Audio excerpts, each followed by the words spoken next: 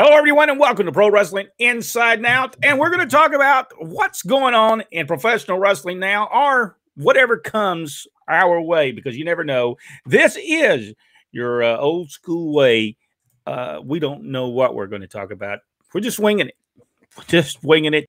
And the first thing I want to talk about is I did not realize this, but Shawn Michaels has been running NXT while Triple H has been gone. Yes. When will Triple H come back? They have not given a timetable, but they said he will make a full recovery. I just posted a comment today on my Facebook, shared where Shawn Michaels talked about being at the helm while he's gone, and how much everybody misses Hunter being there. That they can't wait for him to be back, but in the meantime, they're just doing the best they can with everything that they have going. Well, but at least Shawn Michaels is there to do what needed to be done. NXT. Let's talk about NXT just for a second. How's the product been? Have you been watching that, Rodney? I don't watch the NXT. All right, NXT. All right. Just watch the NXT. It is different. Before, when Hunter had it and had full control over it, it was a very polished product. There was a little comedy there, but I think that got injected to satisfy some folks in the main office. Because when it came to the wrestling and storytelling, they did it better than any other product up there. They were great. Vince, for whatever reason, wanted to come in and gut everything and turn it back into a developmental territory as it was originally envisioned. So they came in and they basically, they redid the arena. It's very bright, lots of lights, lots of upbeat colors and everything. I don't dislike all that, but it was a radical change from the appearance that they had before. On the other hand, it gave a lot of those talents that has been training there for a while an opportunity to be seen. Now, some of them aren't ready, but some of them are stepping up and doing a tremendous job. Of course, Ben Buchanan is there, and I can never remember what the name he wrestles under, but I'm proud to see him. He was, when he worked with us at Wrestle South. I mean, I've known him since he was born. So it's great to see him up there. I think he's doing good. Jensen, I think is his last name there. And then you've got Braun Breaker, which is a terrible name, but Rick Steiner's son is going to be a huge talent for WWE. And he's, matter of fact, on the Halloween Havoc episode, he's wrestling for the championship. And of course, rumor mill Satan that he's going to get that rub. So, and I think he's ready for it. He's tremendous shape. He's not missing stuff in the ring. He's very polished. Of course, he worked independence for I think a year or so before he came. But a lot of folks are getting seen now, and they're stepping up. They're trying. I'll hand it to every single one of them. They're going out there and busting their butts and trying to do the best they can because they want that opportunity. Rodney, let's talk about Raw. How's Raw been? Because I do not watch any of the new product. I watch a couple of things on YouTube, but Raw, how's it been? Raw was, they had the season premiere last night. To me, it was just disappointing because instead of featuring new people, they kind of just took and rehashed old stuff. I'm sorry, but Seth Rollins has been pushed down our throats to the point I don't want to see him again, ever again. It's just same old. Him and Rey Mysterio in the ladders match, just again more of the same. They need to come up with some new stuff for sure. I like Big E as the champion, but he is coming off to me as not very serious. I think he's kind of playing, and it looks like he's playing as far as I'm concerned. I think they need to get him serious, and I really hate the fact that they've taken and put down the Almighty down I like to see him being more featured. I thought he was the biggest star they had on the show. He looked like a star. He looked like a champion when they had the WWE title on him. And so, and they say that he would be back, but I think possibly on vacation or something this week. He wasn't on. And then we had Becky Lynch and Bianca, and all it was, again, another continuation for what had been going on SmackDown. To me, it was time to start something fresh and new.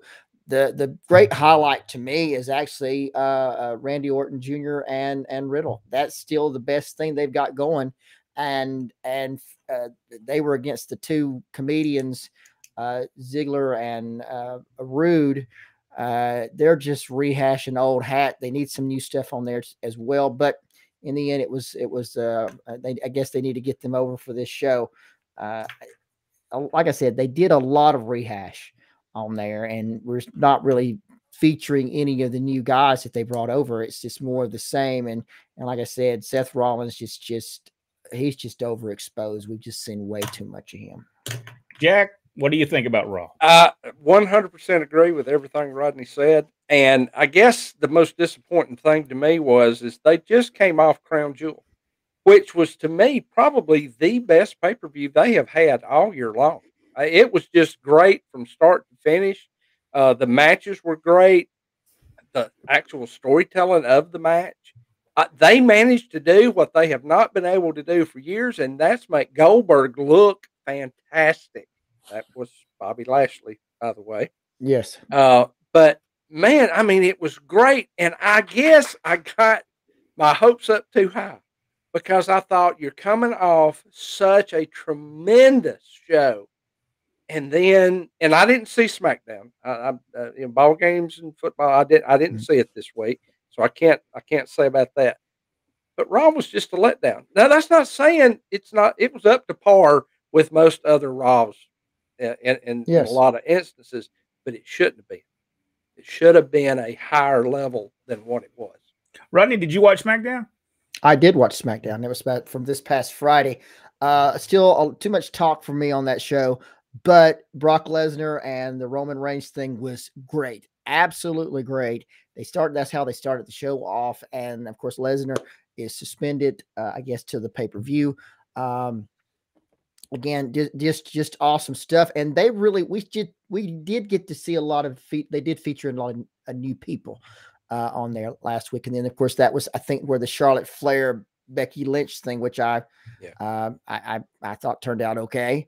Again, I think Charlotte Flair has really proven to be the star of the entire organization, and not just in the women's division, but the entire her ability to walk to the ring, look like a class act. She's not doing the stupid pointing and running down the aisle. She's coming very slow, progressing to the ring like you would if you were a star, attracting all of the attention. And you would think like Edge comes out and he runs back and forth. He looks like the first time he's ever been on a show. And it just to me destroys. But as far as Charlotte Flair goes, she comes to the ring, all eyes on her. She's not rushing. She takes her time to get there, and she looks like a star. And as far as I'm concerned, the star of the entire company. All of our friends, and maybe your friends as well, Vince Russo. Vince Russo had a comment. And by the way, I will not read the whole story. But we will put it down in the description, and you can go read the whole story if you want to read the story. But I just want to read a quote from Vince Russo. Now, Vince Russo, this is the question that came up. It said, Vince Russo said, this has been going on for years and years. Vince Russo discussed why casual fans don't watch WWE anymore. And I'm going to get y'all's opinion of this quote. And it's only the quote. As I'm telling you right now, you can go and I will put the description at the bottom, and you can go watch, you can go read the whole story. But this is what he said: the hardcore fans are never going anywhere, bro. They must have took that character Riddle and made it after Vince Russo. This is what they do. Their life is watching wrestling. It doesn't matter if it's good. It doesn't matter if it's bad. That's what they do. They watch wrestling. And this has been going on for years and years. Tell me one casual fan that watches the beginning of the show and is going to hang around for 3 hours to see a ladder match when they've seen probably hundreds of ladder matches. What am I going to see here that I have not seen before? Vince Russo. Jack, your thoughts on what he just I just read to you? I don't totally agree or disagree, I should say, with Russo. It just pains me that I have to hear something from Vince Russo. Rodney? I mean, we all maybe not argument Vince Russo, but he is an idiot. But the only thing they have is casual fans. The hardcores left a long time ago. Yeah. They're simply not watching the show. When you have a dismal rating like they have of 1.3, which if they were on TBS at Georgia Championship Wrestling, they would have been canceled a long time ago with a 1.3. Georgia Championship Wrestling had 10s. Ladies and gentlemen, they had 10s. The hardcores are not the ones that are their fans. It is the casual wrestling fan that watches their show. It is not the hardcores that are watching. Yeah. Let's talk a little bit about the way. AEW. If you'd be out the part that I said, he is an idiot. Thank you. I claim everything that Vince McMahon ever did. It was all me. Without me, Vince was nothing. And I just want to point out that it has been a slow news week because every day Vince Russo has been quoted about saying something by all kinds of news sites. There you go. Here is the one thing. AEW. Let's talk a little bit of AEW. Has anybody watched the product AEW? I watched Friday night's episode and I watched part of Saturday night's. I will say this, the Bryan Danielson, Dustin Rhodes match was probably one of the best professional wrestling matches I have seen all year. It was fantastic storytelling. They did not go overboard doing the big high spots. They stuck to a lot of actual mat wrestling. And here is the most surprising part. It got over. Those fans were eating it up. And now here's the important part. So did the internet. Wow. You know, these folks that hate everything that go on, that just look for an excuse to hate something anybody does. I didn't see anything negative out there. Now, I'm sure they're out there, but I didn't see any of it. It's a great match. All right. Ratings. Let's talk about ratings for just a minute, and let's talk about Eric Bischoff. Eric Bischoff has been very vocal on and whether or not this is a shoot and or this is a work. Eric Bischoff's been very critical of Tony Khan. And Tony Khan said, this is the words he said. He said that if Ted Turner knew 1% of the pro wrestling like he did, then WCW would still be in business. This is what Tony Khan said. Revisionist history. Go ahead. What he doesn't understand is he built his TBS, WTCG, that will eventually become TBS. He built it on wrestling.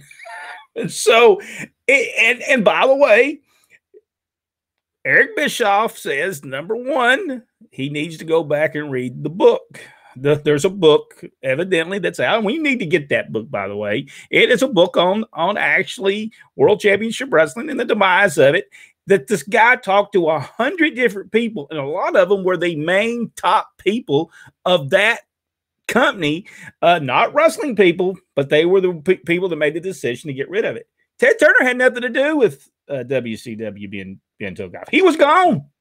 Yeah. So he don't even know what he's talking about when it comes to that. Well, Eric Bischoff has been very critical about him, telling him that he knew Ted Turner, and you, Tony Khan, is no Ted Turner. This is what he said in an interview. And you know, I'm not a big Eric Bischoff fan. I think he had 2 good years. He had one great idea and never had anything to follow up with it. But what he is saying is he's trying to help him and say, listen, don't make the mistakes I made. And I don't think Tony Khan's going to listen. I think his ego is so big that he will not listen to what he's trying to tell him. And what do y'all think about this whole? Have you I have kept up with this, your point of the ego is, I think, spot on. Why would you listen to one guy, regardless of how much he knows, when you've got 100 people in that locker room patting you on the back, telling you're the greatest thing since sliced bread? Yeah. You know, they don't care. All they care about is, I'm on TV and I'm getting paid real good right now. And if you tank, at least I've been made a national star and I might can go somewhere. That's what they're thinking. True. Now, Eric really, I firmly believe, has nothing but the best interest at heart of Tony Khan and AEW. I mean, he's gone there. He's done appearances for him. You know, and Eric is one of those guys who took care of his money. He didn't go because he had to. He didn't need that check. He saw the potential of what they have, and he wants them to realize that. And, you know, if people would just stop, Tony Khan, if he would just stop talking and listen to what he's got to say, he could learn a lot. He could also watch this podcast and find out a little bit about history that obviously he does not know. Listen, Ted Turner built his company from scratch. He did not have daddy's money. He built it from scratch. He made the network he's on. Does he not know? As Eric Bischoff said, that is called the Turner Network Television and TBS Turner. Let's go further than that. Ted Turner was on the ground floor of cable television in general, not just TBS, but cable, because we were going in 1977, 76, and Ted Turner was talking about a day where people were going to pay to have TV in their own and going into their homes. And we thought he's crazy because it was always free. And boy, he was right. And Turner was on the ground floor of cable television in general.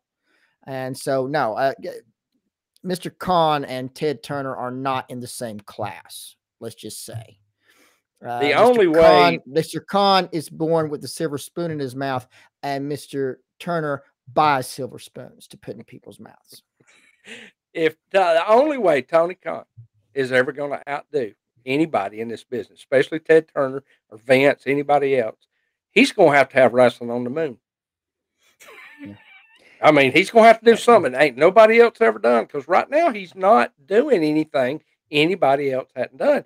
And he's still struggling. I mean, their ratings are down by half. Now, I know there's a lot of factors in there, you know, as to why. I get that. But you had 1.2 million just a few months back, and now you're hovering in that between 5 and 6. Yeah. So, you know, that's not good. That's not winning. That's not beating Vince McMahon, if that's what his intent is out there, which is stupid. That's one thing that Eric Bischoff said. He said, listen, yes, you are taking data and you're twisting it, saying you're competing with WWE when you're not. You're nowhere near WWE. And what they do rating-wise, money-wise, you're nowhere near that. And I think Eric is just trying to help him. He's not going to listen because basically I think Tony Khan's playing wrestling. He's playing wrestling. He's not serious with his wrestling. He's just playing it, and he's got the money to play it. And that's good that he's got the money to play it. And it shows wrestling can be successful even as badly as it's being done.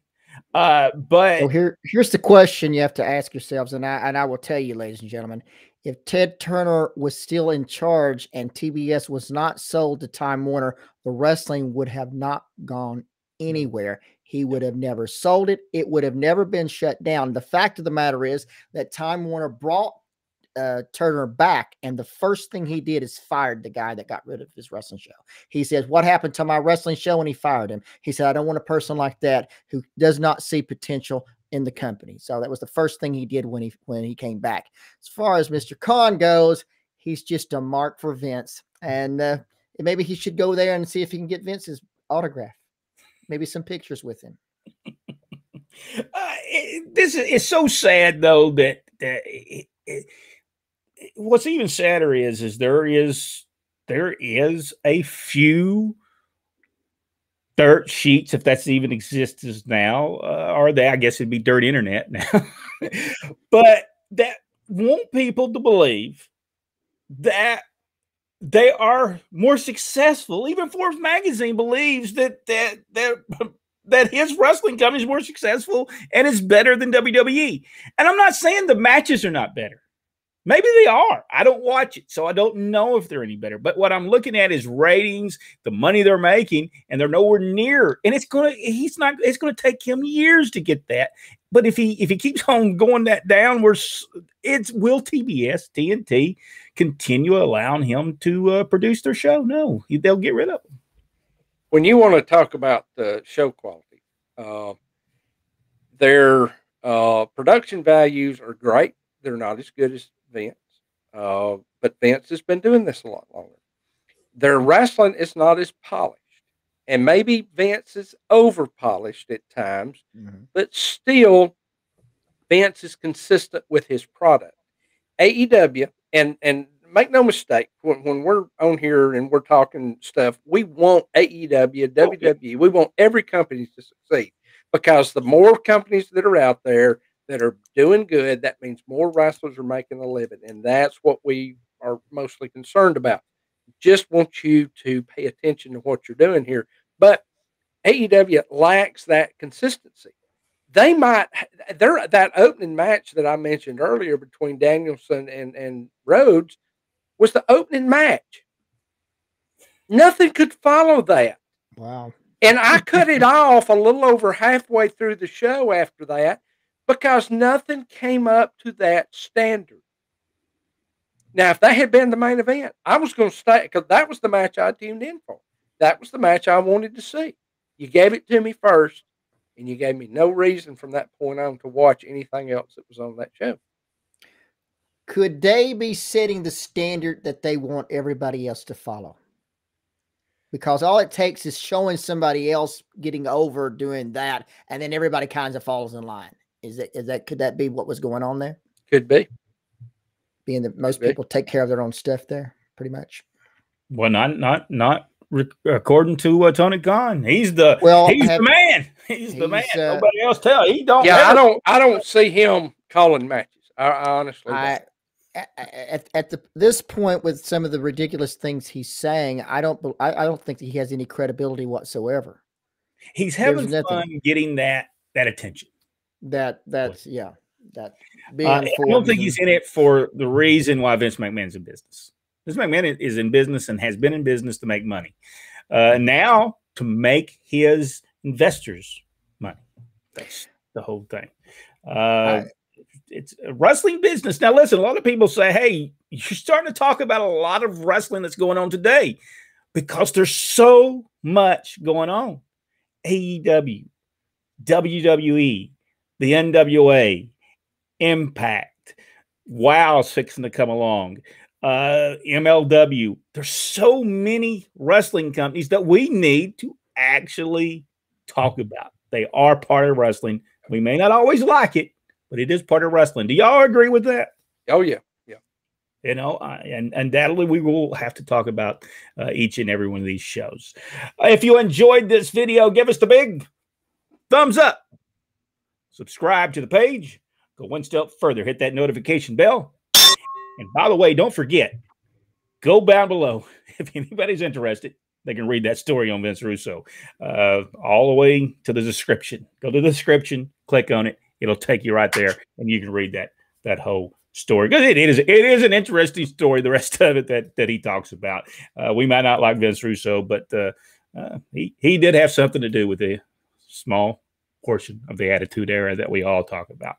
Before we go, boxing guy Brian, he said, thanks for being here tonight, guys. I really needed it. Having a bad anxiety, mental health day. I hate to hear that, Brian. And the three of you put a smile on my face, even you, Rodney. Thanks again. Well, we appreciate you, Brian. We like having you on. We love having you on, and it's always a good time. Always a good time. This show helps our mental health. Yes, this is true. Vince Russo and Jim Cornette should never be in a room together without security. Or maybe they should. And make it a pay-per-view. I'm telling you, money can be made. Eric Bischoff is correct about not going against Vince. Exactly right.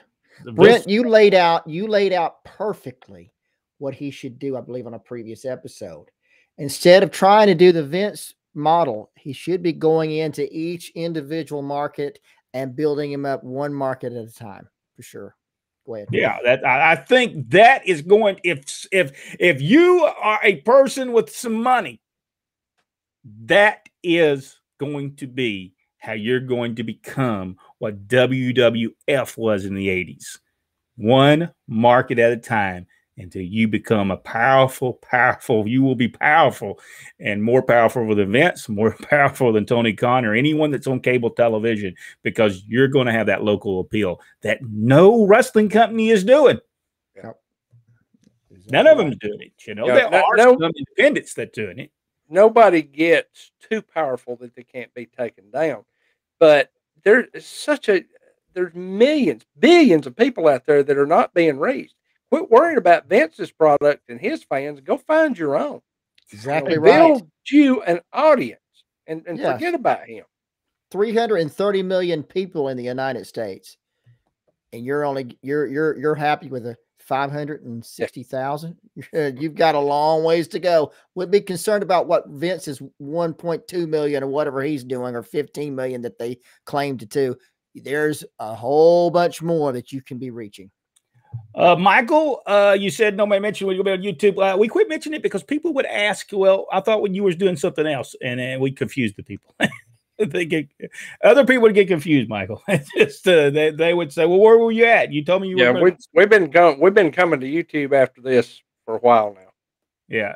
But we will not, after this, we will not. We will only be Tuesday nights, 7:30 to 9:30. But we're gonna answer everybody's questions as well. We'll have the time to be able to do that. The other companies, let's see, let's put this up here. The other companies should do their own thing and not compete with Vince. Well, exactly, because you cannot beat Vince at his game. You've got to create your own game, your own niche, your own fan base.